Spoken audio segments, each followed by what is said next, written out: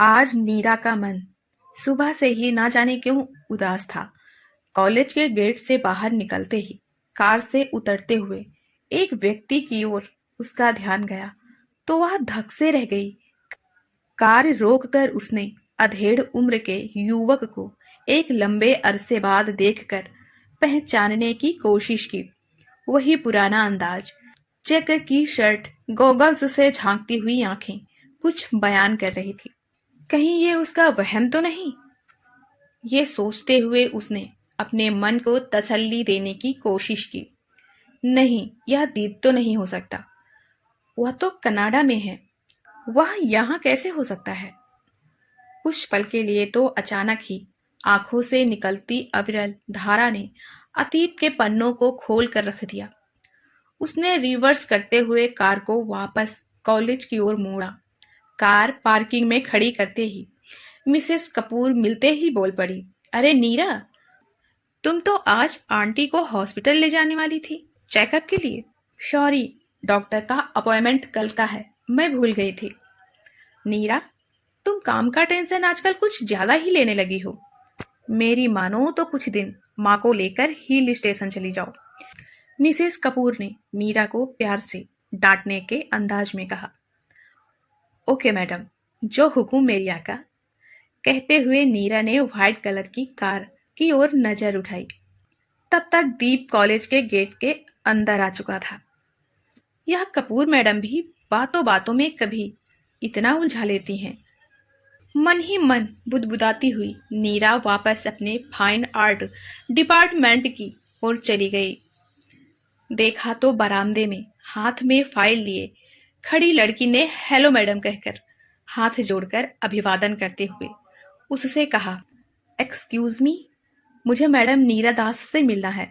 मैं ही नीरा दास हूँ। Fine art में एडमिशन लेना है क्या? अरे वाह, सही पकड़ा आपने। पर मैम, आपको कैसे पता चला कि मुझे फाइन आर्ट में एडमिशन चाहिए? बातें तो अच्छी कर लेती हो। मेरे पास कोई साइंस या कॉमर्स का तो स्टूडेंट आएगा नहीं। नीरा ने कमरे का ताला खोलते हुए कहा। तभी पीछे पीछे अंदर दीप भी आ गया और बेतकल्लुफ होकर बिना किसी दुआ सलाम कर आकर कुर्सी पर बैठ गया। काव्या को पापा का यह व्यवहार अच्छा नहीं लगा, पर चाहकर भी वह कुछ बोल नहीं पाई। मन ही मन सोचने लगी कि पापा की तो बाद में घर पहुंचकर क्लास लूंगी। उसने नीरा से कहा, मैडम, मैं फाइन आर्ट में एडमिशन लेना चाहती हूँ। मैं उदयपुर से आई हूँ। अरे, झीलों की नगरी से? Beautiful place. आप भी गई हैं वहां पर? हाँ, एक बार कॉलेज टूर पर गई थी। ना चाहते हुए भी अचानक उसके मुंह से निकल गया, अरे वाह, तब तो मैं बहुत लकी हूँ। आपको मेरा शहर पसंद है? मेरे पापा कनाडा में रहते थे, पर अब जयपुर ही आ गए हैं। पर मैं बचपन से ही अपने नाना नानी के पास उदयपुर में रह रही हूँ। काव्या बेटा, अपनी पूरी हिस्ट्री बाद में बता देना, पहले अपना फॉर्म तो फिलअप कर दो। दीप ने अपनी चुप्पी तोड़ते हुए कहा। नीरा ने संभलते हुए कहा, अरे आप बैठिए, मैं फॉर्म लेकर अभी आती हूँ। पास ही पड़े हुए पानी की बोतल को मेज पर रखते हुए फोन में चाय का ऑर्डर देते हुए नीरा ने काव्या से कहा कि पहले काउंटर नंबर 5 पर जाकर फीस जमा कर दो। पापा के चश्मे से झांकती हुई आंखों में काव्या ने पल भर में ही जान लिया कि जरूर नीरा मैडम व पापा के बीच कोई पुराना रिश्ता है।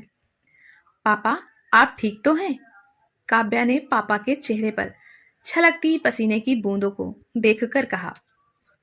Don't worry, I am fine, Deep ने रुमाल से अपने चेहरे को पोंछते हुए कहा। तभी कैंटीन का वेटर चाय लेकर टेबल पर रख गया। ओके पापा, मैं काउंटर से जब तक फॉर्म लेकर आती हूँ, कहते हुए काव्या बाहर निकल गई। सॉरी, काव्या कुछ ज्यादा ही बोलती है, कहते हुए एक ही सांस में दीप पूरा गिलास पानी गटागट पी गया। कलफ लगी गुलाबी रंग की साड़ी, माथे पर छोटी सी बिंदी, होठों पर गुलाबी रंग की हल्की सी लिपस्टिक, छोटा सा बालों का जूड़ा, कलाई में घड़ी, सौम्यता व सादगी की वही पुरानी झलक आज 20 वर्षों के बाद भी नीरा को मूक दर्शक की तरह निहारते हुए। कुछ देर बाद दीप ने चुप्पी तोड़ते हुए कहा, नीरा, घर में सब कैसे हैं? तुम्हारे कनाडा जाने के बाद ही पापा का हार्ट फेल हो गया। सदमे में माँ की हालत बिगड़ती चली गई। बस जिंदगी जैसे तैसे गुजर रही है। अरे, इतना कुछ हो गया और तुमने खबर तक नहीं की? क्या मैं इतना पराया हो गया? अपने भी तो नहीं रहे। तुम्हारी शादी के बारे में तो मुझे पता चल गया था। फिर मेरे पास तुम्हारा कोई पता ठिकाना भी तो नहीं था। नीरा ने साड़ी के पल्लू से आंसुओं को छिपाने की कोशिश की। तुम्हारी अपनी फैमिली? मैंने शादी नहीं की। क्यों? क्या शादी के बिना इंसान जी नहीं सकता? अरे, मेरा यह मतलब नहीं था। अब कूची और कैनवास ही मेरे हमसफर साथी हैं, जिनमें जब चाहे जिंदगी के मन चाहे रंग में भर सकती हूँ, बिना किसी रोक टोक के। बात पूरी हो पाती इससे पहले काव्या हाथों में फॉर्म लेकर आते ही चहकती हुई बोली, मैडम, ये रहा फॉर्म। प्लीज आप जल्दी से फिलअप करवा दीजिए। काव्या, यहाँ बैठो, मैं भरवा देती हूँ। जब तक दीप, तुम मेरी आर्ट गैलरी देख सकते हो। नीरा मैडम के मुंह से पापा का नाम सुनकर काव्या ने चौंकते हुए कहा, अरे, आप एक दूसरे को जानते हैं क्या? हाँ काव्या, नीरा मेरी क्लासमेट रह चुकी है पूरे 3 साल तक राजस्थान यूनिवर्सिटी में।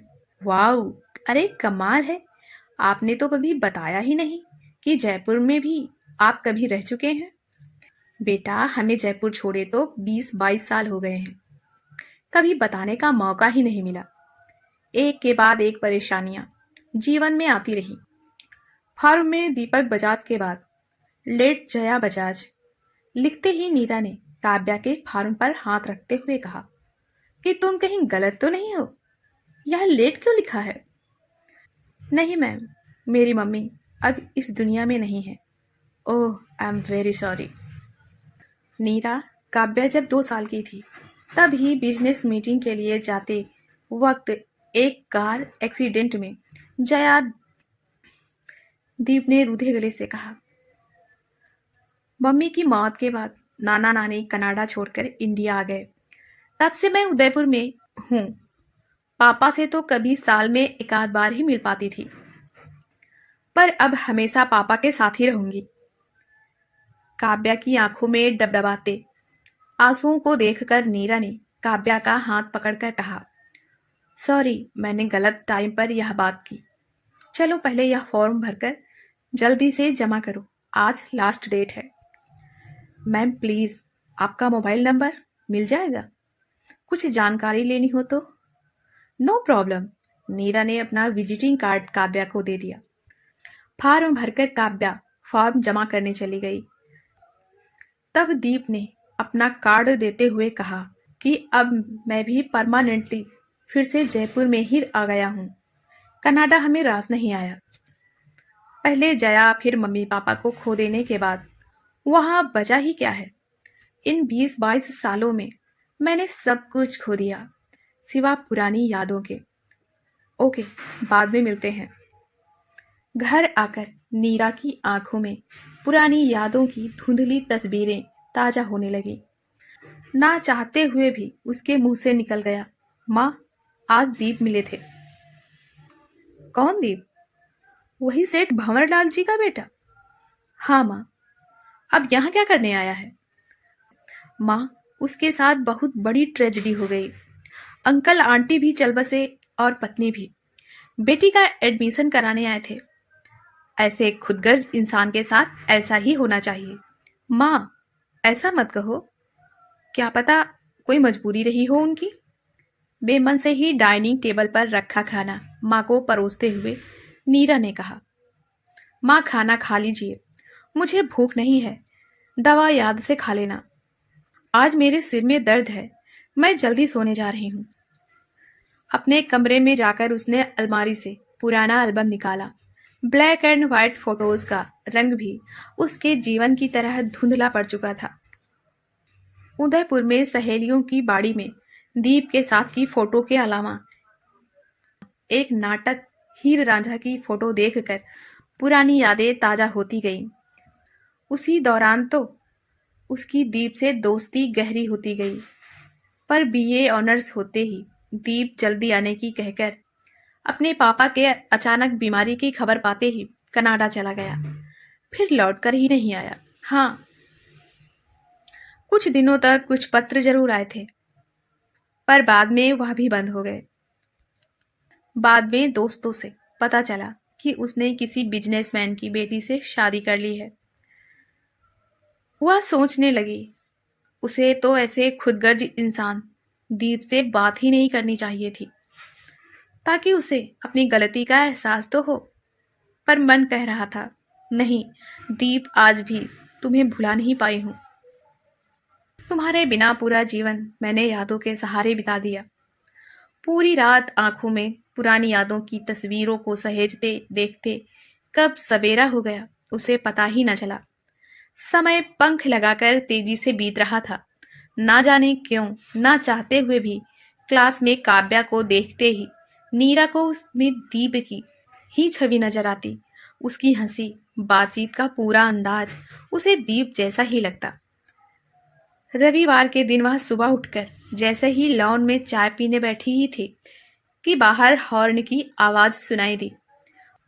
उसने माली को आवाज देकर कहा कि रामू काका, देखना कौन है। गेट खोलते ही देखा तो वह चौंक पड़ी। देखा दीप और काव्या हाथों में गुलाब का गुलदस्ता लेकर आ रहे हैं।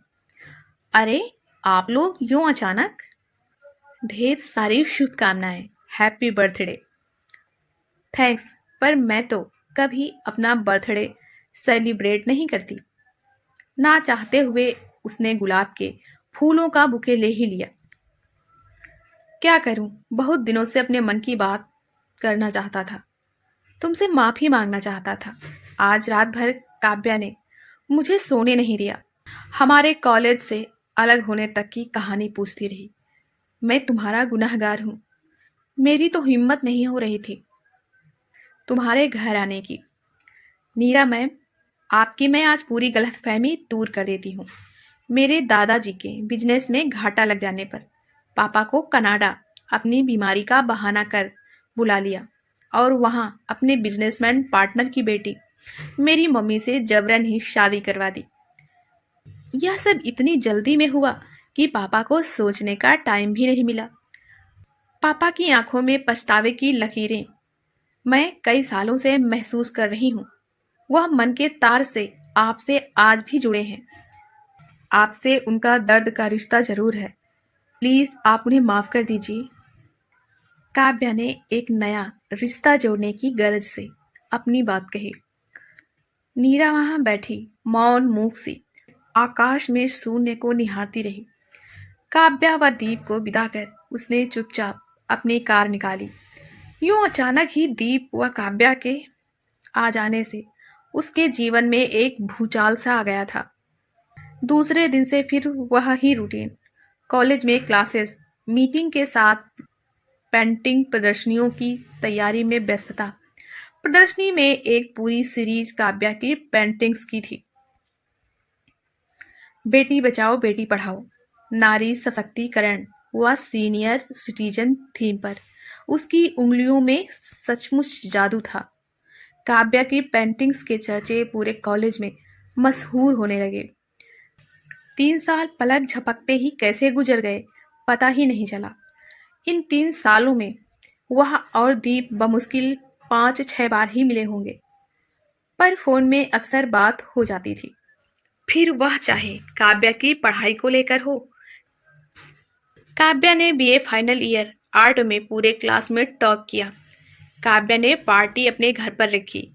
दोस्तों के चले जाने के बाद बातों ही बातों में उसने आखिर अपने मन की बात कह दी।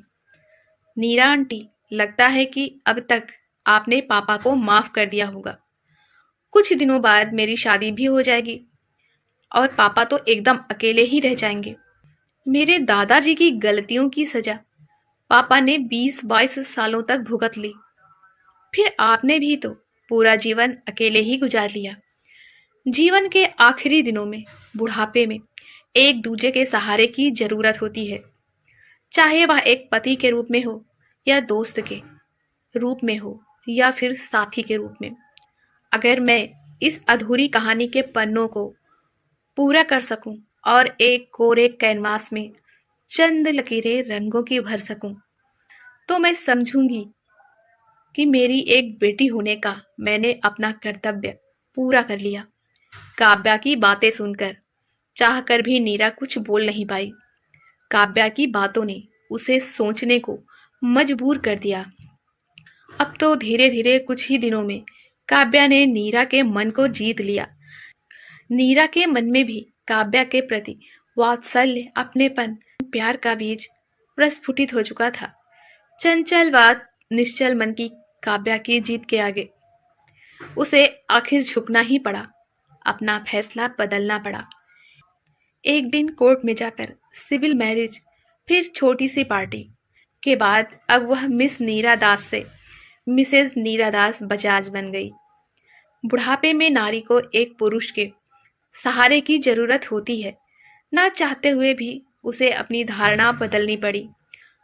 उसके सूने मन के किसी कोने में एक बेटी की चाहत थी, वह आज पूरी हो गई थी। काव्या के रूप में उसे एक प्यारी सी बेटी मिल गई।